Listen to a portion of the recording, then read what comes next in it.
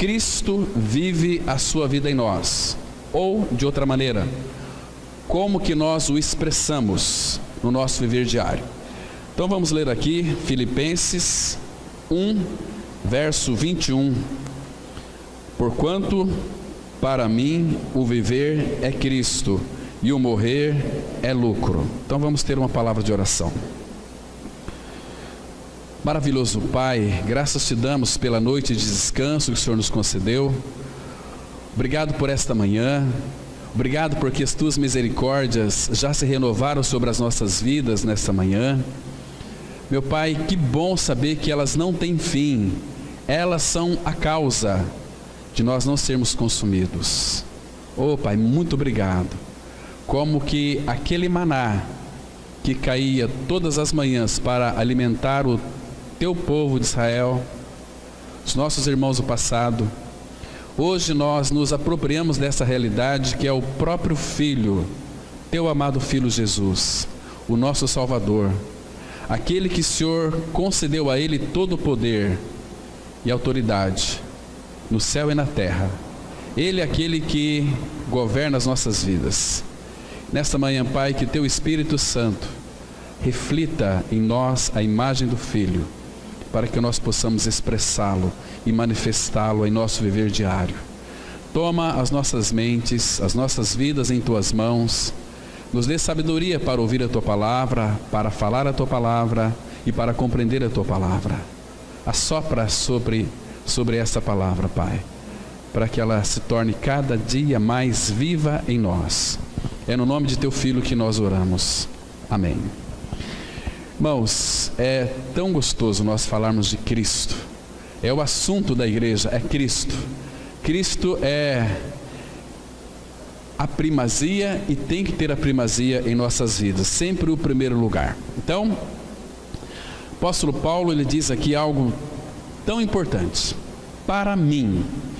Você observa que naquilo que concerne a salvação, a libertação do pecado, o apóstolo Paulo, ele sempre vai dizer nosso, nós, vós, nosso homem velho foi crucificado, nós. Mas aqui ele particulariza uma experiência, porque para mim, para ele, o viver é Cristo e o morrer é lucro, é ganho. Aqui, lucro no sentido aqui original da palavra, é ganho, ou seja, viver para mim é Cristo. Por que ele diz para mim? Porque talvez viver Cristo não seja algo real para nós, e deve ser real para nós.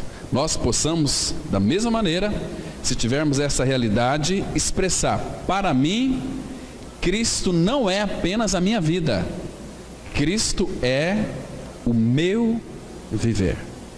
Vocês compreendem que Ele pode ser a nossa vida? Se você creu na sua morte e ressurreição em Cristo, Cristo é a nossa vida, isso não tenha dúvida. Mas Paulo, então, ele particulariza dizendo: Ele é a minha vida, mas para mim, Ele é o meu viver. Em outras palavras, Paulo está dizendo aqui que ele vivia na absoluta e total dependência de Cristo. Ou seja, Cristo, Ele age em mim e eu vou responder a Ele tudo aquilo que Ele quer realizar em mim e através de mim. Esse é o sentido então de para mim o viver é Cristo.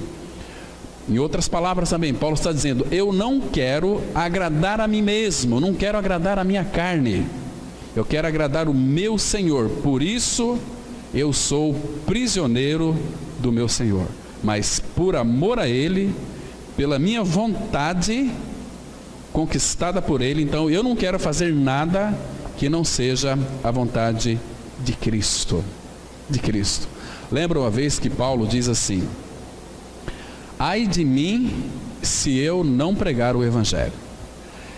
Parece que Paulo foi conquistado pelo Evangelho, que Cristo pegou Paulo pelo pescoço e falou: Paulo, se você não pregar o Evangelho, ai de você.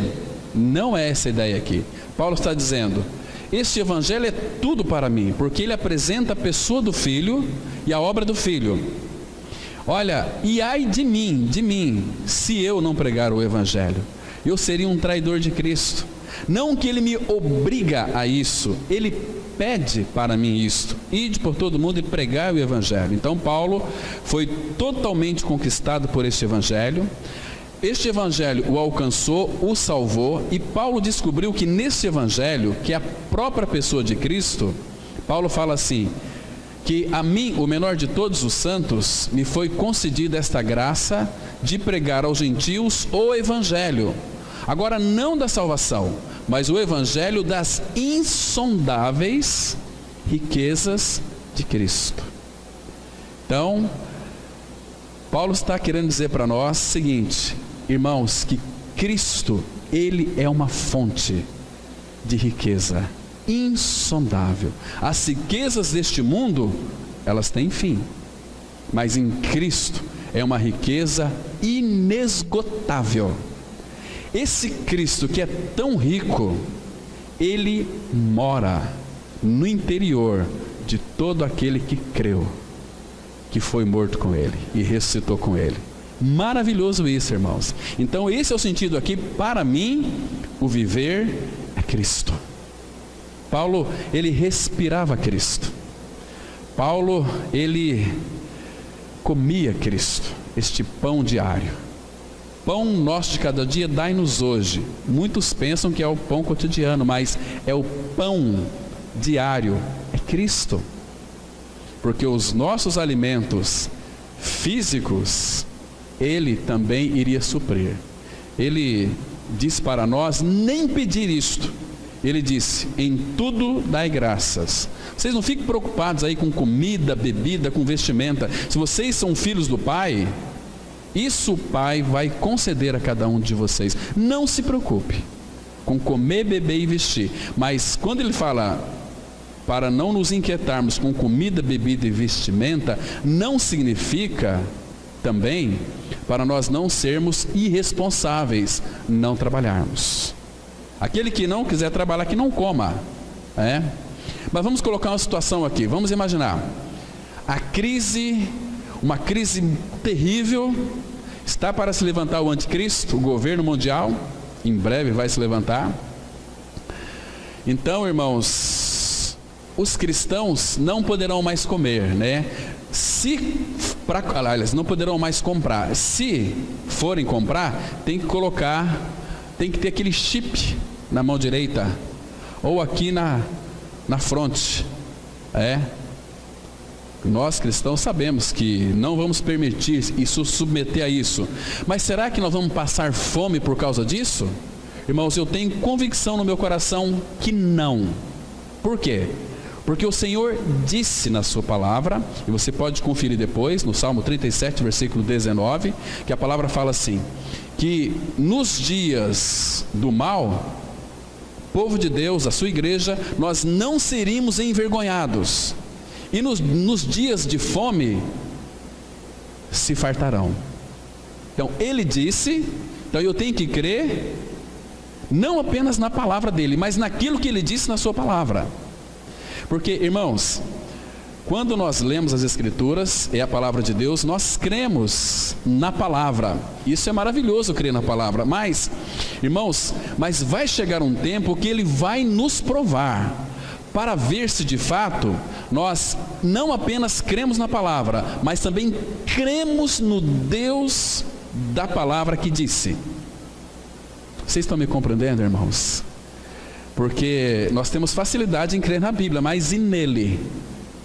Nós examinamos as Escrituras, confessamos a palavra, pregamos a palavra, mas Ele precisa nos provar o nosso caráter, para ganharmos uma experiência de pessoas amadurecidas. Então nós vamos confiar nele, porque se nós ficarmos aqui e não nele, vamos ser igual aqueles fariseus religiosos, que Jesus disse para eles, em João 5, 39 e 40, vocês examinam as Escrituras todos os dias, porque vocês julgam ter nas Escrituras a vida eterna, e são elas que testificam de mim, mas vocês não querem vir a mim, para terdes vida. Nós não vamos ganhar vida lendo as Escrituras, vamos ganhar vida indo a Ele, dizendo o seguinte: Pai, revela o que Tu dizes na Tua palavra. Ou seja, que a Tua palavra, que é verdadeira, que é real, ela de fato se torne também realidade em minha vida, que essa palavra seja impregnada em mim. Aí nós vamos ser aquilo que Paulo fala, uma expressão de Cristo. É como que se você tivesse engolido a Bíblia. Imagina só, você comer a Bíblia, engolir a Bíblia, e essa Bíblia, ela se torna na sua vida e na minha vida uma coisa viva. O apóstolo Paulo, ele expressou isso muito bem em 2 Coríntios capítulo 3, de 1 até o 4, ele disse assim: olha, vós sois carta de Cristo, conhecida e lida por todos os homens. Então, como que nós podemos ser cartas de Cristo? É quando a palavra, que é o próprio Cristo, habita em nós. Quando nós andamos pela rua, os homens e as mulheres farão em nós uma leitura de quem nós somos. E o que eles vão ver em nós? Eles têm que ver em nós Cristo manifesto. Paulo diz aqui: para mim o viver é Cristo. Irmãos, Jesus é aquele que tem a natureza teantrópica. O que é a natureza teantrópica? Ele tem duas naturezas, a humana e a divina. Nós também temos, uma vez que nascemos de novo. Temos a humana e temos a divina. Nós somos participantes da natureza divina. E a humana não preciso falar, porque você tem uma alma. Você habita, essa alma habita dentro de um corpo humano. Mas dentro deste corpo humano, Deus o Pai, Deus o Filho, Deus o Espírito Santo fez do nosso corpo humano a sua habitação, a sua morada. Nós somos o templo do Espírito Santo. Este templo de tijolos aqui não é o templo do Espírito Santo. Este templo de tijolos não é a igreja, embora muitos pensam que é, mas a igreja do Senhor é onde Ele habita. Nós somos o templo, você é o templo do Espírito Santo. O teu corpo é o tabernáculo da morada de Deus, em espírito. Ele mora em nós em espírito. Queridos, o que Paulo está querendo dizer aqui? Para mim o viver é Cristo. Paulo está dizendo o seguinte: olha, se eu viver, toda a minha vida será uma expressão da vida de Cristo. Enquanto eu vivo aqui, a minha vida é Cristo. Se eu morrer, eu ganho. Nós também devemos pensar assim, irmãos. Se nós estamos vivendo hoje, Cristo é a nossa vida, Ele está conosco. Se nós morrermos hoje, Ele não vai estar conosco, nós vamos estar com Ele, num descanso, até a volta dEle, ok? Então esse é o sentido aqui. Irmãos, se eu morrer é lucro. Eu não vou entrar em detalhes aqui sobre esse morrer é lucro, a gente vai ver no domingo que vem. Mas por que Paulo tinha essa convicção de que morrer para ele é lucro? E vocês vão ver algumas expressões no Novo Testamento. Filipenses 1:23, Paulo ele diz assim: olha, eu prefiro deixar o corpo e habitar com o Senhor. Mas de onde que vinha tanta convicção? Por que Paulo tinha tanta convicção assim? Irmãos, Deus separou este homem, preparou ele, provou o caráter dele. Então, ele diz lá para Timóteo que o apóstolo Paulo, ele é o modelo para todos nós, para crermos em Cristo e vivermos uma vida preciosa de Cristo. Mas o que Paulo realmente teve para expressar toda essa convicção, eu queria que vocês abrissem comigo em 2 Coríntios, no capítulo 12. Estamos introduzindo aqui para a gente depois entrar no estudo sobre como viver a vida de Cristo. 2 Coríntios 12, a partir do verso 1. Irmãos, só lembrando que próximo domingo nós vamos tratar sobre o período intermediário. Vamos analisar profundamente essa questão da vida após a morte. 2 Coríntios 12, a partir do verso 1, a palavra de Deus, ela diz assim: olha, Paulo está expressando uma experiência que ele teve, que ele só contou depois de 14 anos. Ele disse assim: olha, se é necessário que me glorie, ainda que não convém, passarei as visões e revelações do Senhor. Paulo está dizendo que ele iria passar agora para nós aquilo que o Senhor revelou para ele. Conheço um homem em Cristo. Isso é cristianismo, é um homem em Cristo. O que é um cristão? É um homem em Cristo. Conheço um homem em Cristo que há 14 anos foi arrebatado. A palavra arrebatado aqui no grego é harpazo. É você ser tirado instantaneamente de um local e ser arrebatado para outro. Esse é o sentido da palavra arrebatado. Então, foi arrebatado até o terceiro céu. Se no corpo ou fora do corpo eu não sei, Deus o sabe. E sei que o tal homem, se no corpo ou fora do corpo eu não sei, Deus o sabe, foi arrebatado ao paraíso e ouviu palavras inefáveis, as quais não é lícito ao homem referir. Está vendo aqui? Até o versículo 4. Então, irmãos, o que Paulo viu e o que Paulo ouviu, ele não conseguiu expressar em palavras.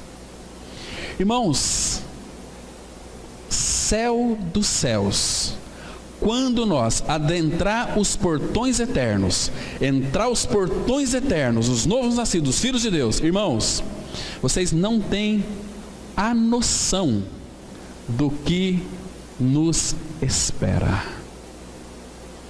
Aquele palácio, primeira coisa que vai acontecer, nós vamos ter uma grande refeição com uma grande mesa. E segundo Lucas 12:36 em diante, a palavra fala que o Senhor Jesus, Ele vai dar lugar para nós na mesa, vai colocar todos os seus filhos que creram na sua morte e ressurreição com Ele na mesa. Ele vai se cingir e Ele mesmo, presta atenção, irmãos, o Criador de todo este universo, aquele que morreu numa cruz por mim e por você e nos incluiu na sua morte e ressurreição, Ele mesmo vai dar lugar para nós à mesa e Ele mesmo vai nos servir. Imagina você sendo servido pelo seu Criador. Irmãos, que cristianismo é esse que o povo está vivendo aí fora? Um cristianismo sem luz espiritual, sem realidade espiritual, sem vida de Cristo. E Paulo insiste: para mim o viver é Cristo. Então, Paulo entendeu perfeitamente aquela palavra, porque Paulo conhecia todo o Antigo Testamento. No Salmo 116, versículo 15, que a palavra fala assim que preciosa é aos olhos do nosso Senhor a morte dos seus santos. Quando um filho de Deus, ele falece aqui na face da terra, irmãos, é precioso aos olhos do nosso Pai. Irmãos, nós vamos tratar domingo desse assunto, para que todo o medo da morte seja tirado do nosso meio. Todo e qualquer resquício de temores seja varrido pelo Espírito do Senhor do nosso meio, para a gente então viver uma vida que possa expressar Cristo crucificado nesse mundo. Então, para mim o viver é Cristo e o morrer é lucro. Então, Paulo, ele tinha uma convicção plena do seu futuro, que o morrer era ganho. Abra aí, irmãos, em Romanos capítulo 14, versículo 8. Olha que texto maravilhoso, irmãos, que texto lindo. Que texto aqui que vai expressar uma convicção de um homem em Cristo, que vivia Cristo e que morria por Cristo. Diz assim a palavra, Romanos 14, verso 8. Porque, deixa eu ler o contexto também, o versículo 7. Porque nenhum de nós vive para si mesmo, nem morre para si. Olha só. Se você vive, irmão, se você nasceu de novo, você não vive para si. E se você morre, você não morre para si. Ou seja, o que significa morrer para si? Você não vai, se você é filho de Deus, você não vai se acabar numa sepultura. Não morre para si. Porque se nós morrer para nós mesmos, é o fim nosso, acabou. É o final da existência. Mas, estando em Cristo, nós não vivemos para nós, vivemos para Ele. Se nós vivemos para Ele, nós não podemos morrer nem para nós. Porque se nós morrer para nós, é o nosso fim. Mas nós não morremos para nós, morremos para Ele. Entende? A gente vai entender esse domingo. Versículo 8. Porque se vivemos, para o Senhor vivemos. Se morremos, para o Senhor morremos. Quer pois vivamos ou morramos, olha que palavra linda, que palavra maravilhosa aqui, somos do Senhor. Independentemente da vida ou da morte, somos do Senhor. Isso tem que trazer para nós segurança. Eu sei em quem tenho crido, estou certo de que Ele é poderoso para guardar o meu depósito até aquele dia. Então hoje a gente vai analisar aqui, junto com todos vocês, como viver a vida de Cristo. Estamos lançando os fundamentos para nós fazermos a nossa construção em cima do fundamento. O fundamento é um só, é o fundamento dos apóstolos e profetas, que é Cristo. Paulo lançou o fundamento, é Cristo. Irmãos, no meio do povo de Deus não pode existir ciúmes na obra do Pai. Sabe por quê? Porque Paulo fala assim: nem aquele que planta é alguma coisa, nem aquele que rega. Nós vamos plantar, vamos regar, vamos orar, vamos pregar, mas quem dá o crescimento é Deus. E nós todos devemos trabalhar em um só propósito, para que o nome dele seja glorificado. Então, quando não tem esta visão, o que vai acontecer? Vai ter brigas no meio do povo de Deus. Vai ter, eu não concordo com isso, fizeram errado assim, tem que ser dessa forma. Aí o homem começa a colocar o dedo e decidir as coisas do Senhor segundo sua própria vontade, e o final é morte. Irmãos, misericórdia de nós colocarmos o dedo para manchar a noiva de Cristo. Sabe como é que nós manchamos a noiva de Cristo? Quando nós falamos algo de um irmão que o denigre ele para uma outra pessoa. Misericórdia não ficará sem castigo, diz o nosso Senhor. Isso é muito sério. Então vamos ver aqui, irmãos, dentro do nosso estudo aí, interno no boletim, sobre viver a vida de Cristo. Posicionalmente, estamos em Cristo nos lugares celestiais. Mas na realidade estou aqui embaixo, vivendo na companhia de meus irmãos. De certo modo, Deus nos vê perfeitos, embora saibamos que somos imperfeitos. De que forma a vida do próprio Cristo verdadeiramente se torna manifesta em nossa vida? Sabemos que tentar imitá-la com nossas próprias forças é total desespero. Mas, então, como é que Cristo vive em nós? A manifestação da vida de Cristo em nós se dá pelo fato de levar o seu morrer diário em nosso corpo. Vamos ler aqui, 2 Coríntios capítulo 4, versículo 10, juntos. Trazendo sempre, por toda parte, a mortificação do Senhor Jesus no nosso corpo, para que a vida de Jesus se manifeste também em nossos corpos. Está vendo aqui, irmãos? Um primeiro requisito para que Cristo seja expresso ou manifesto em nós, não tem outro caminho, não existe outro atalho, é o caminho da cruz. Quando nós lemos aqui, e esse texto aqui se assemelha muito com aquele texto que as pessoas fazem uma confusão terrível. Lembra de Filipenses? Aquele texto lá que diz assim, olha, capítulo 4:13 ou 3:13. Posso todas as coisas naquele que me fortalece. Lembra daquele texto? Só que as pessoas não avaliam o que vem antes e o que vem depois. É tão legal, né? A gente poder expressar, não, eu posso todas as coisas naquele que me fortalece. Mas lá Paulo diz o seguinte: eu aprendi a viver contente em toda e qualquer situação. Sei padecer necessidade, sei passar fome e nudez, mas também sei ser exaltado. Aqui também é a mesma coisa. Às vezes nós expressamos assim, não, nós trazemos no corpo, nós levamos no corpo o morrer de Jesus, para que a vida dele se manifeste. Queridos, mas aqui as implicações, elas são contundentes, porque os versículos anteriores, olha só, abra aí, você tem que entender isso aqui, irmãos.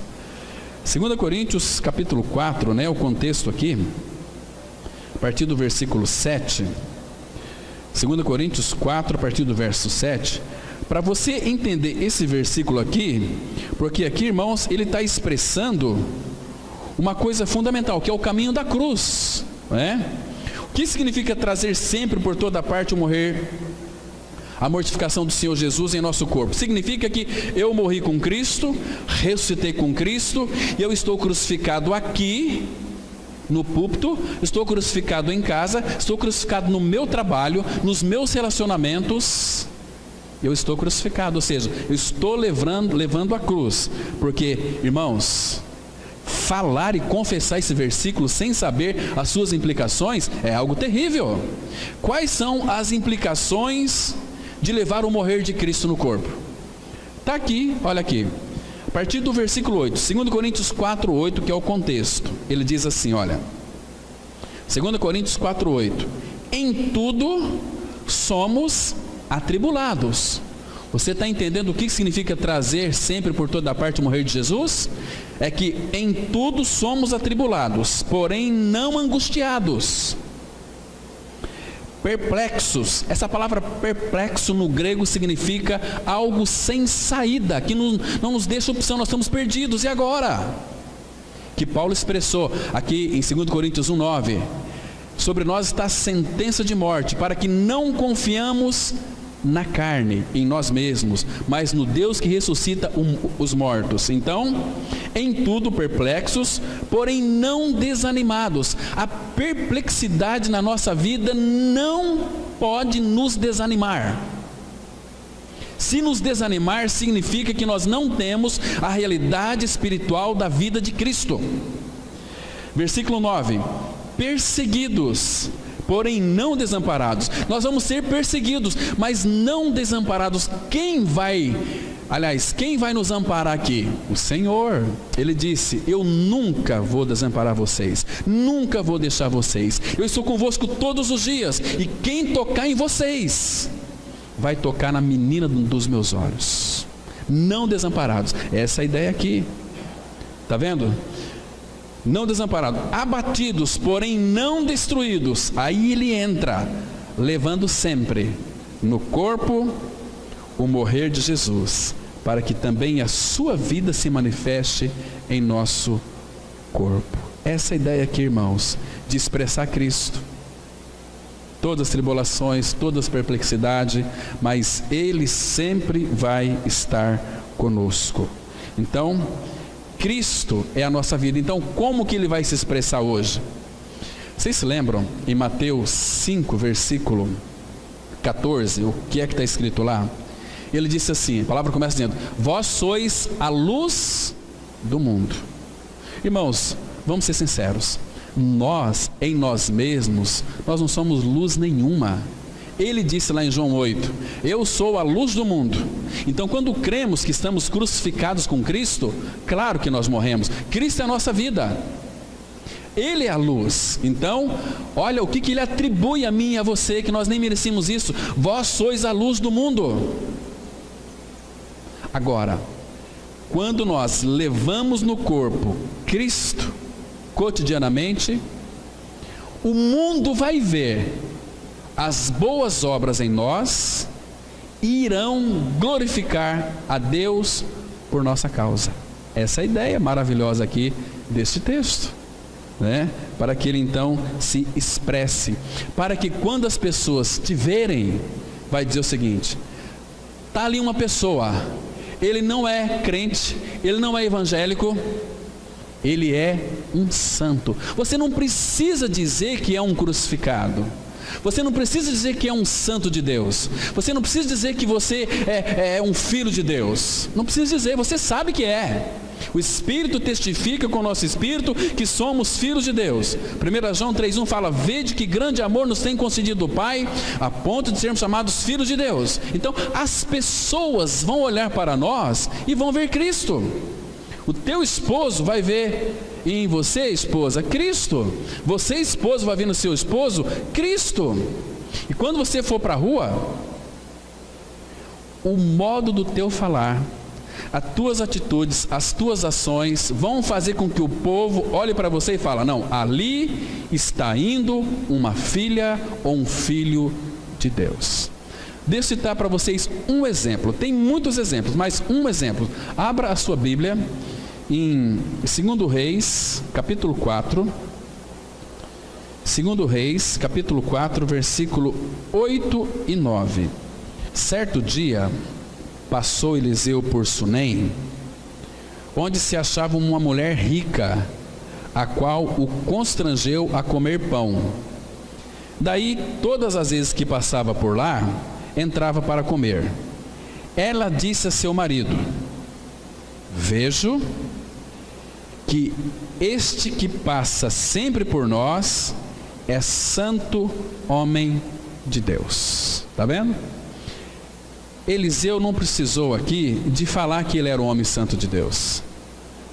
Essa mulher rica viu ele e disse para seu marido: vejo que este homem é um santo homem de Deus. Está vendo, irmãos? A presença de Deus em nós impacta uma sociedade, impacta uma vila, impacta uma cidade, né? É que nós não sabemos, irmãos, quem é aquele que habita em nós. Quem é aquele que habita em nós? Então, trazendo sempre, por toda parte, a mortificação do Senhor Jesus no nosso corpo, para que a vida de Jesus se manifeste em nossos corpos. Como viver a vida cristã? Certa feita, a caminho da ceia, os discípulos discutiram asperamente entre si mesmos sobre qual deles seria o maior e quem, dentre eles, ocuparia o primeiro lugar no reino, o qual eles tinham toda a certeza seria estabelecido naquele fim de semana. Porém, Jesus os decepcionou com um choque, logo no início da ceia, ao assumir o encargo do mais ínfimo servo, lavando-lhes os pés, ação que jamais seria praticada por um poderoso dominador mundial. Em seguida, ele lhes falou sobre a necessidade de se amarem uns aos outros com aquele tipo de amor, ou seja, ágape. Vamos ler aqui João 13, 34 e 35, que diz assim: novo mandamento vos dou, que vos ameis uns aos outros, assim como eu vos amei, que também vos ameis uns aos outros. Nisto conhecerão todos que sois meus discípulos, se tiverdes amor uns aos outros. Como viver a vida cristã, irmãos? Tão claro aqui. Ele diz assim, presta atenção, aqui é mandamento do Senhor, novo mandamento vos dou. Então, quando ele deu esse mandamento aqui, ele supriu. Romanos 5 fala que o amor de Deus é derramado em nosso coração pelo Espírito Santo que nos foi dado. Então nós já temos o amor de Deus em nós, porque temos Cristo, o amor de Deus que está em Cristo. E Paulo faz algumas perguntas: quem nos separará do amor de Deus? Morte, vida, nada disso. Nada, nem tribulação, nem morte, nem vida, nem anjos, principados, poderá nos separar do amor de Deus que está, presta atenção, o amor de Deus está em Cristo, e Cristo está em nós.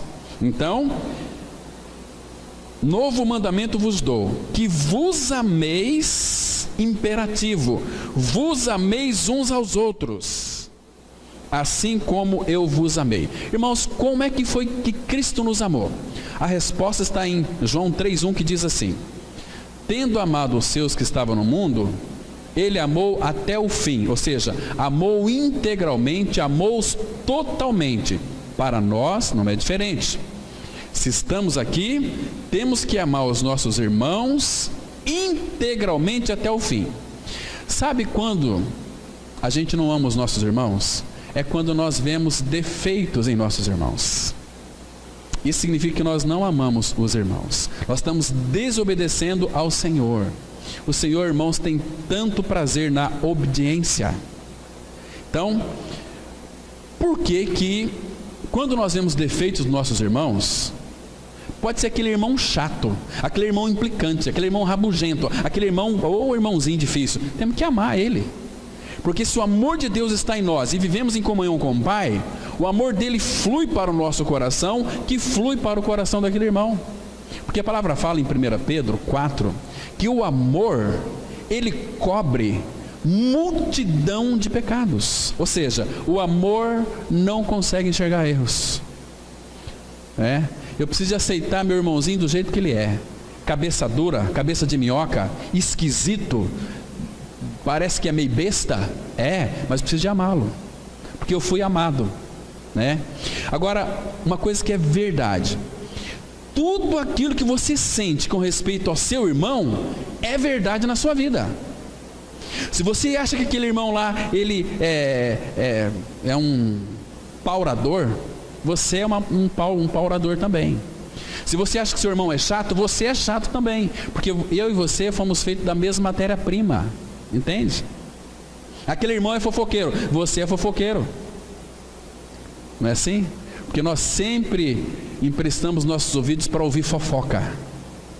Isso é terrível, irmãos, terrível. Então, que vos amei uns aos outros. Agora, irmãos, você sabe qual que é a evidência de que você é um filho de Deus ou não? Vamos fazer uma prova aqui?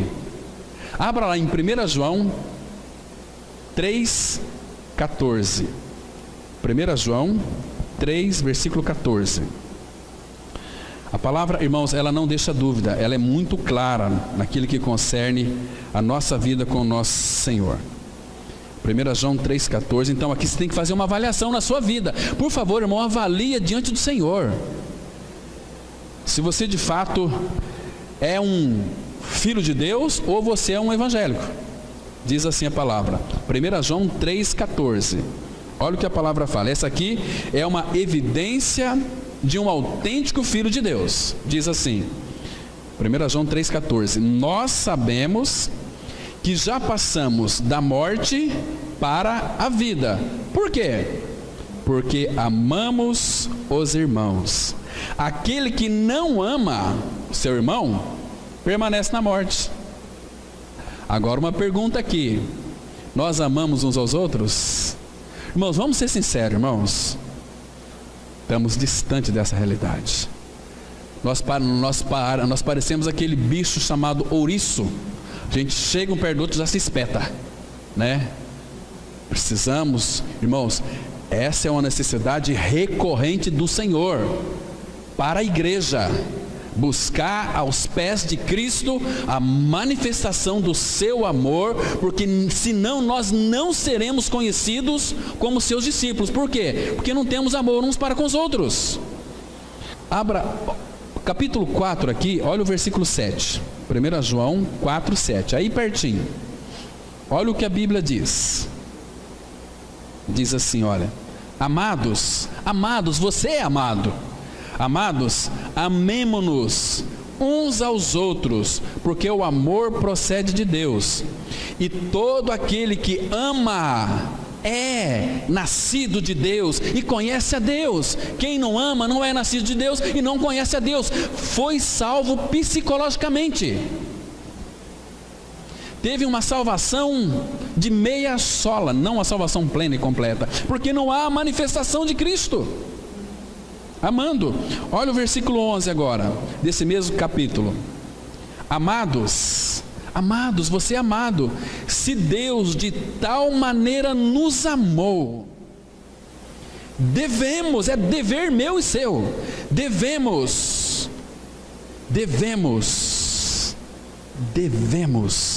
nós também amar uns aos outros. Olha o versículo 20 agora.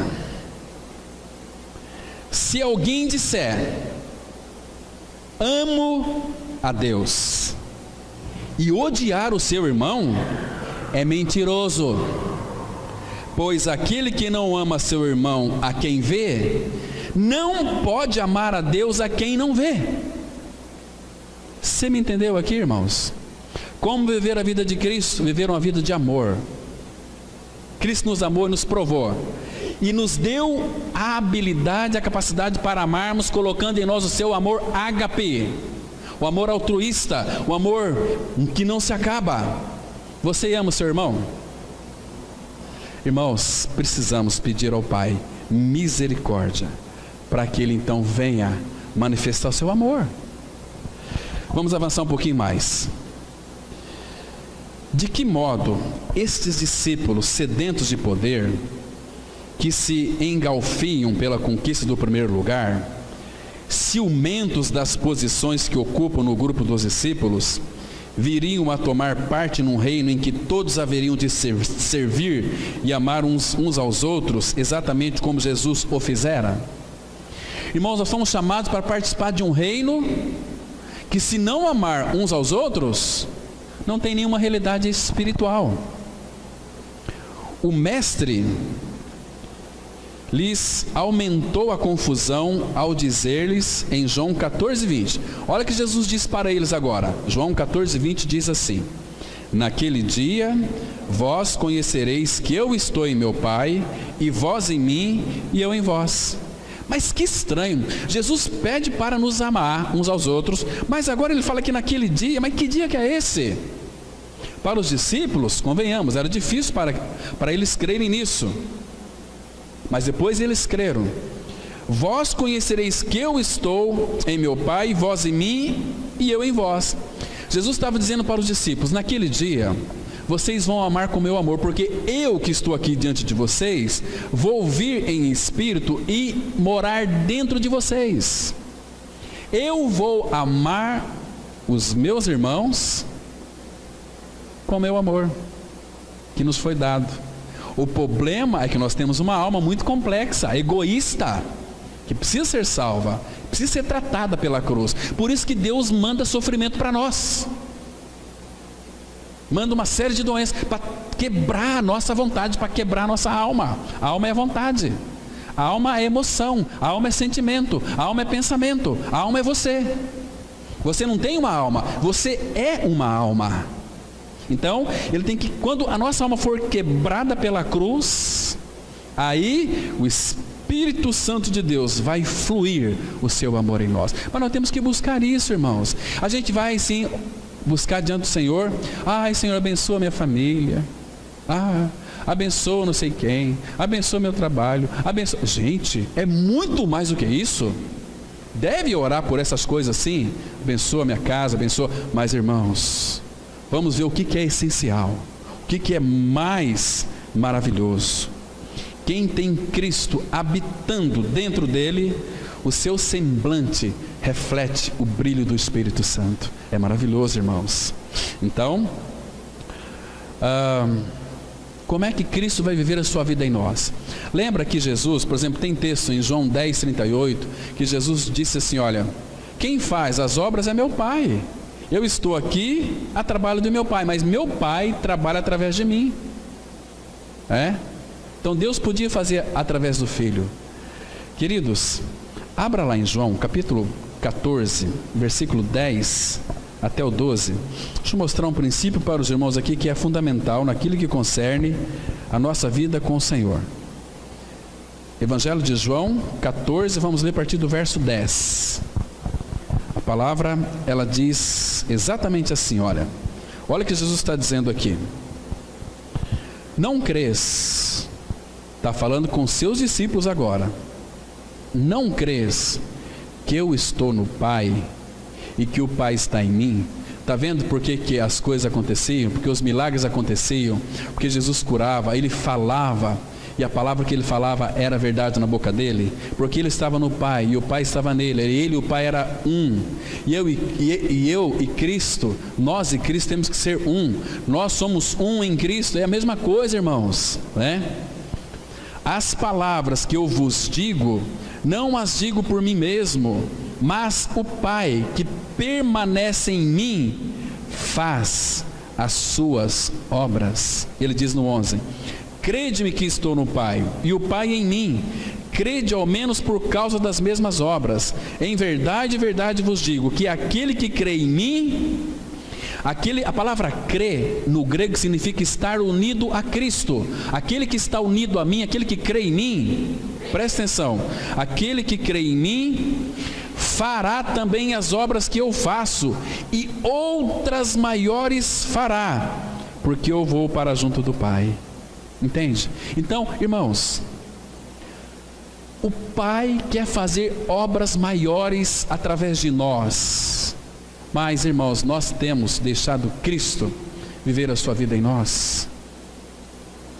Nós somos um obstáculo para Ele agir em nós.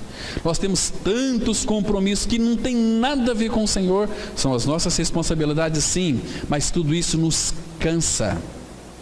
Domingo passado, comunidade, à noite, eu falei o seguinte: irmãos, a gente trabalha a semana inteira, se dedica, dá o máximo, mas chega o dia de louvar o Senhor à noite, a gente louva como se fosse aquelas pessoas cansadas, parece que não tem força para louvar o Senhor. Gente, estamos diante do Senhor, vamos louvar o Senhor com alegria. As nossas vozes, todas juntas, têm que ecoar um profundo louvor que nasce do nosso mais íntimo ser para expressá-lo a Cristo.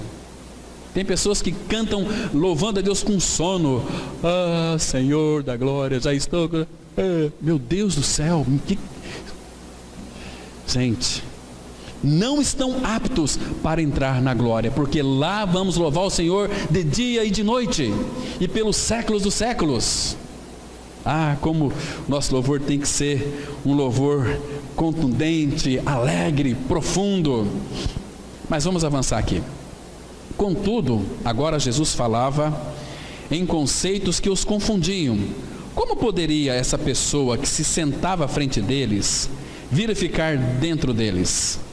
E como simultaneamente poderiam eles estar nele? Nenhuma categoria de pensamento, nenhuma imaginação selvagamente criativa em suas mentes podia conceber tal ideia. Jesus lhes dizia naquele novo dia que nasceria no momento de sua ressurreição, que não haveria nova lei codificada que todos deveriam conhecer e praticar. Ele próprio seria a nova lei. Ele não lhes ministrou ensino a ser aprendido, pois ele não era apenas o mestre, era também o próprio ensino. João 14,6, vamos ler, que nós conhecemos esse texto muito bem. Eu sou o caminho e a verdade e a vida. Ninguém vem ao Pai senão por mim. Irmãos, aqui está uma radicalidade tremenda. Atos 4,12 fala que nenhum outro nome é dado entre os homens pelo qual importa que nós sejamos salvos. Agora, Jesus, claro que Ele é a doutrina da igreja, é Cristo. Ele é o ensino, Ele é o mestre, Ele é a sala de aula, porque Ele é o ambiente. Se alguém está em Cristo, é nova criatura. Ele é todo este ambiente, Ele é o mestre, Ele é o ensino. Ele disse assim em Mateus 11:29, tomai sobre vós o meu jugo e aprendei de mim. Ou seja, eu sou o ensino de vocês. Cristo. Temos que aprender dele, não a respeito dele, aprender a Ele, né? É maravilhoso demais isso, irmãos. Vamos avançar aqui. O novo mandamento de amar uns aos outros com aquele tipo de amor de Deus não era mandamento exterior, mas o próprio amor vivendo dentro deles.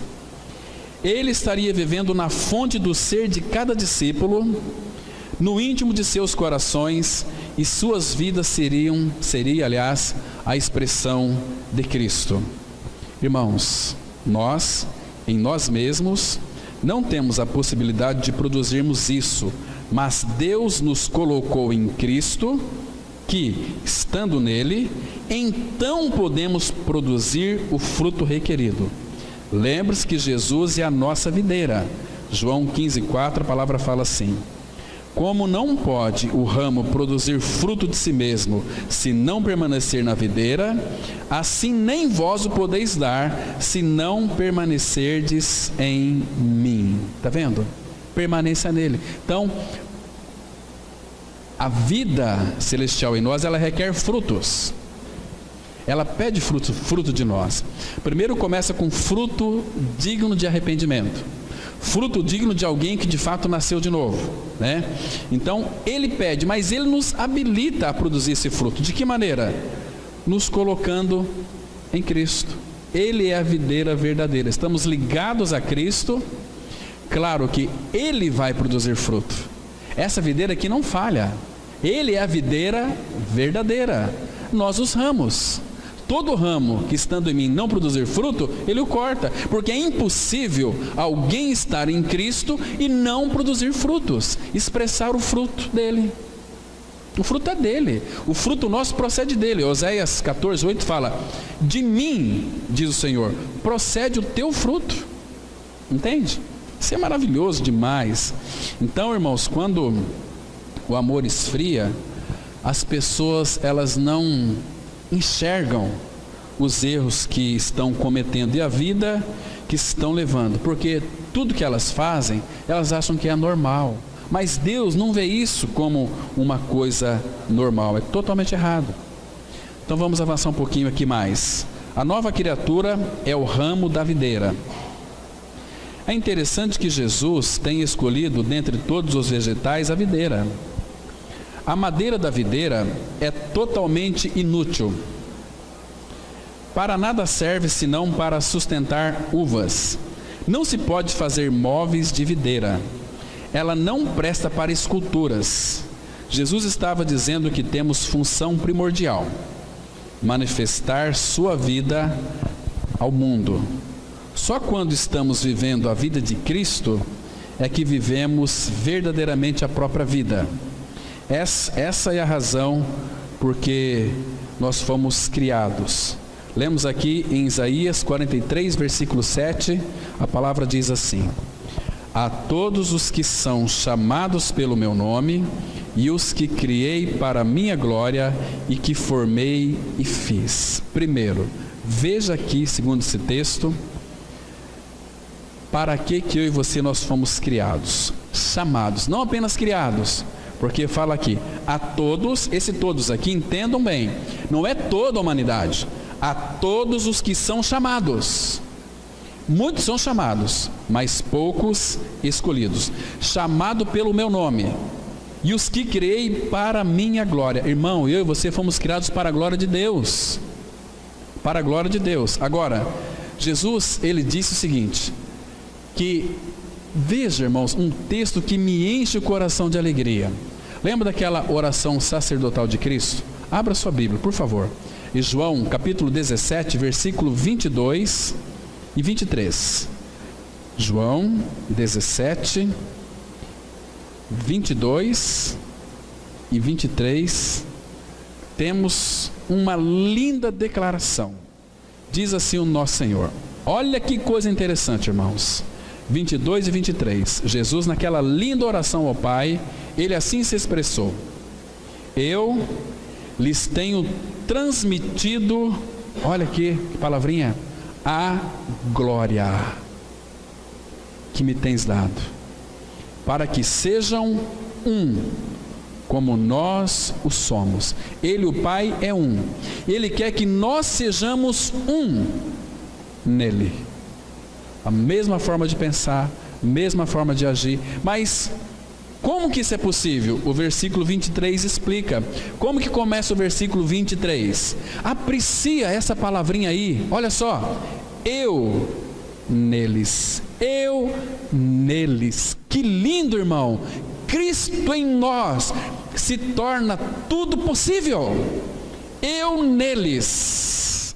e tu em mim, a fim de que sejam aperfeiçoados na unidade, para que o mundo conheça que tu me enviaste e os amaste, como também amaste a mim. Você está entendendo, irmãos? Como viver a vida cristã? É viver uma vida em unidade, um ajudando o outro. Nós temos ajudado uns aos outros, irmãos. Que unidade que é essa, irmãos? Se a gente mal conhece o nosso irmão que está do nosso lado, será que a gente poderia olhar para o nosso irmão e dizer para ele sinceramente: olha, eu te amo, eu te amo, eu te amo. Você é meu irmão, minha irmã amada. Eu não consigo viver sem você. Eu preciso de você. Você é o meu suporte. Eu também sou o teu suporte. Como Pai almeja que nós sejamos isso. Porque, irmãos, a vida de Cristo em nós é uma vida que expressa louvor. Abra Isaías. O contexto desses versículos aqui vai expressar algo interessante. Então, o que é viver para a glória de Deus? Sabe de que maneira que é? Vamos ver o mesmo capítulo de Isaías 43. Vamos pegar aqui alguns versículos do contexto. Vamos ler aqui o versículo 20 e o versículo 21. 43, 20 e 21. A palavra, ela diz assim. Vamos ver se você consegue entender o que significa viver a vida de Cristo. Olha o versículo 20.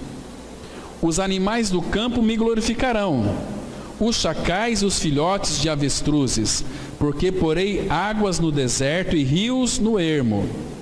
Ermo aqui é a ideia de solidão, né? Para dar de beber ao meu povo, ao meu escolhido. Agora, olha o versículo 21, qual que é a finalidade? Ao povo que formei para mim. Para que ele nos formou para ele, irmãos? Para celebrar o quê? O meu louvor. Nós estamos celebrando o quê? Murmuração, reclamação. Olha o Temer, olha isso, olha aquilo, olha o que o Lula fez com o Brasil. Misericórdia! Nós estamos murmurando e valorizando mais homens do que o nosso próprio Senhor, que de lá que vem toda a nossa suficiência, não é de homens.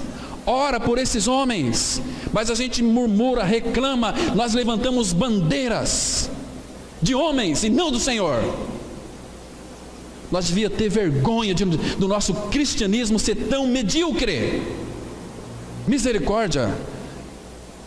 Ligou para mim: Pastor Cláudio, temos que orar por aqueles irmãos bolivianos que estão morrendo lá e perseguidos. Eu falei: não vou orar por esses irmãos não, nem por aqueles que estão sendo decapitados, porque o privilégio que eles têm de morrerem por causa não da igreja, não da obra, mas por causa de Cristo, eles sim vão usufruir da primeira ressurreição.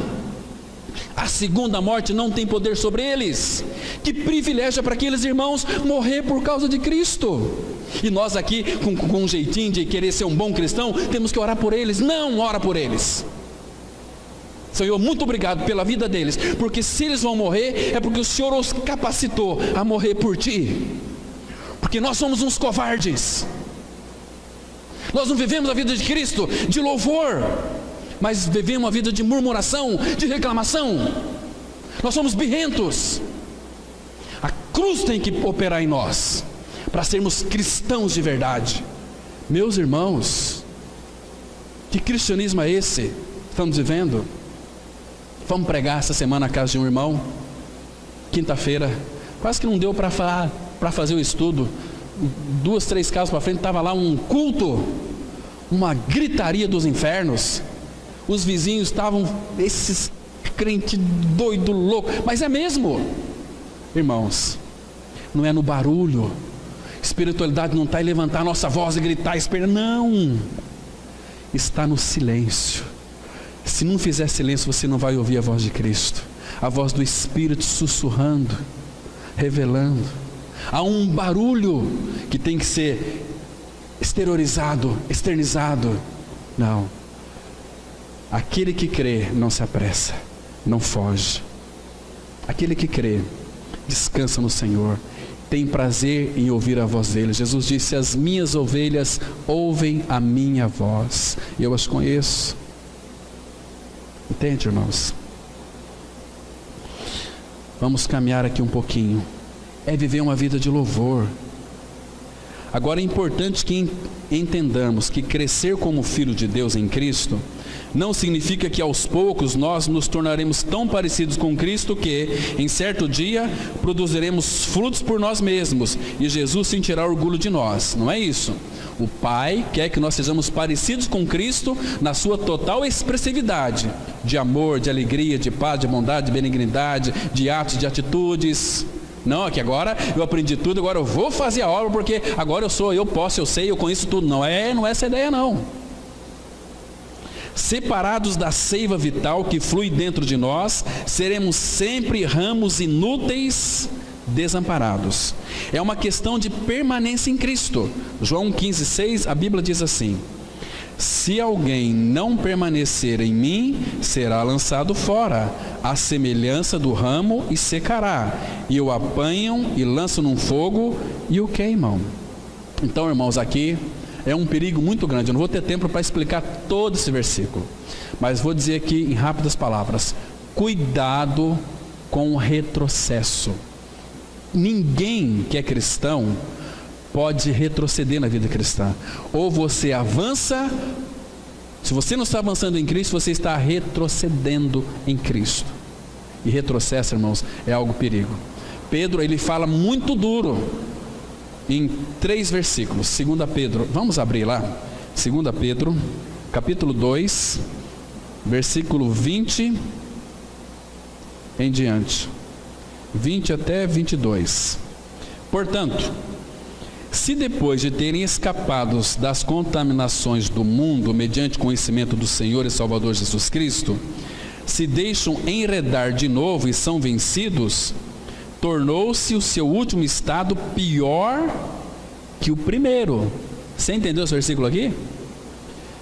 Pois, 21, melhor lhes fora nunca tivessem conhecido o caminho da justiça do que, após conhecê-lo, volverem para trás, apartando-se do santo mandamento que lhes fora dado. Esse santo mandamento aqui é o mandamento de amor. Olha o versículo 22. Com eles aconteceu o que diz certo adágio verdadeiro: o cão voltou ao seu próprio vômito, e a porca lavada voltou a revolver-se no lamaçal. Então, essa aqui é uma vida de retrocesso. Volta um pouquinho para trás aí, em Hebreus capítulo 10. Hebreus 10, de 25 em diante. A Bíblia também nos chama a nossa atenção para algo aqui contundente. Diz assim, verso 25.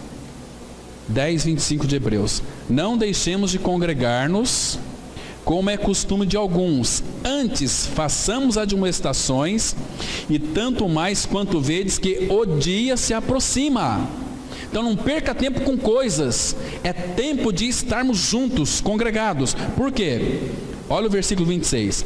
Porque se vivermos deliberadamente, ou seja, viver do jeito que eu penso, do jeito que eu quero, assim, em pecado, depois de termos recebido o pleno conhecimento da verdade, já não resta sacrifício pelos pecados. Pelo contrário, certa expectação horrível de juízo e fogo vingador, prestes a consumir os adversários. Sem misericórdia morre pelo depoimento de 2 ou 3 testemunhas, quem tiver rejeitado a lei de Moisés. De quanto mais severo o castigo julgais vós, será considerado digno aquele que calcou aos pés o Filho de Deus e profanou o sangue da aliança, com o qual foi santificado, e ultrajou o Espírito da graça. Ora, nós conhecemos aquele que disse: a mim pertence a vingança, eu retribuirei. E outra vez, o Senhor julgará o seu povo. Horrível coisa é cair nas mãos do Deus vivo. Então, permaneça nele. Se alguém não permanecer nele, será lançado fora. A semelhança do ramo, vai secar, e apanham e lançam no fogo, né? E se queimam. Acabou. Vamos avançar. deliberadamente reconhecemos que Cristo vive na fonte de nosso ser e decidimos permitir que Ele viva através de nós e em nós, no ponto de nossa fraqueza. Para a religião, isto é espantoso. A religião sempre pensa em Deus em termos de separação. Deus é o Deus lá longe, que mora num templo. É o Deus celestial bem distante. Oramos a fim de conseguir a ajuda dele naquela situação crítica. Irmãos, quando cremos em nossa identificação com Cristo, em sua morte e ressurreição, Ele vem habitar dentro de nós todos os dias. Mateus 28:20, Ele prometeu, Ele disse assim: e eis que eu estou convosco todos os dias até a consumação dos séculos.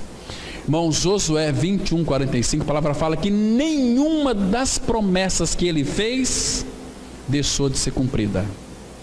Em 1 Reis 8:56 fala que todas as suas promessas, todas se cumpriram. Todas, né? Que coisa gostosa, né? E eis que eu estou convosco todos os dias, até a consumação do século. O homem e a mulher que nasceu de novo é uma pessoa que tem Cristo lá dentro do coração. A percepção deste fato em nossas vidas tem amplitudes infinitas. O Novo Testamento deixa bem claro que a plenitude de Deus mora agora em nós pela ou na pessoa de Cristo. Irmãos, nós vamos ler esse último texto aqui, em Colossenses 2, 9 e 10, mas eu quero falar uma coisa aqui. Presta atenção aqui. A plenitude de Deus. Plenitude é algo completo, pleno. Deus, a plenitude de Deus mora dentro de nós em Cristo. Olha, eu não tenho palavras aqui, irmãos, para poder expressar o que significa esse versículo 9 aqui. Vamos ler juntos. Porquanto nele habita corporalmente toda a plenitude da divindade, também nele estáis aperfeiçoados. Ele é o cabeça de todo principado e potestade. Presta atenção, que nele, em Cristo, habita corporalmente toda a plenitude da divindade. E fala aqui que nós também nele nós estamos aperfeiçoados. Poderia colocar perfeito, não, mas nós somos aperfeiçoados a cada dia mais. Então, irmãos, viver a vida de Cristo, existem outras expressões que não dá para a gente colocar aqui, o nosso tempo é muito escasso, mas eu creio que deu para os irmãos terem uma ideia do que significa viver a vida de Cristo. É não mais eu, mas Cristo vivendo a sua vida em mim, em realidade espiritual. Para mim, o viver é Cristo e o morrer é lucro. Amém. Vamos orar. Pai, nós te agradecemos por mais esse tempo que passamos aqui diante do Senhor, estudando a tua palavra. Obrigado pelo teu falar definitivo na pessoa do Filho. Obrigado porque Ele é o edificador da vida da igreja, do corpo de Cristo. E nós te agradecemos tanto por isso, Pai, porque nós em nós mesmos, nós não edificamos nada e nem ninguém, mas o Filho, que é aquele grande arquiteto e o edificador, Ele tem edificado as nossas vidas. Continue, Pai, a se expressar e se manifestar em nós através do Filho. Em nome dele nós oramos. Amém.